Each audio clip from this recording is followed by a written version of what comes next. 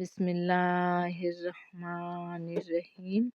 جمعہ کی فضیلت کا مختصر سا بیان کروں گی۔ شروع کرتی ہوں اللہ کے نام سے جو بہت بڑا مہربان اور نہایت رحمت والا ہے۔ حضرت ابو سعید خدری رضی اللہ عنہ فرماتے ہیں، ایک بار رسول خدا صلی اللہ علیہ وسلم نے خطبہ میں ارشاد فرمایا، حق تعالیٰ نے تم پر اس جگہ، اس وقت، اس مہینہ، اس سال سے قیامت تک کے لیے جمعہ کی نماز فرض کر دی ہے۔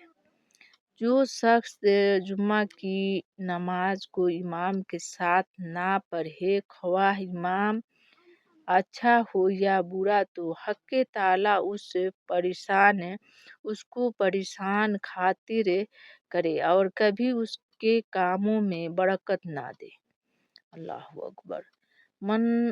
متنوع ہو جاؤ کہ ایسے شخص کے نہ نماز قبول ہوتی ہے، نہ حج قبول ہے، نہ کوئی نیکی قبول ہے، نہ صدقہ و خیرات قبول ہے۔ اللہ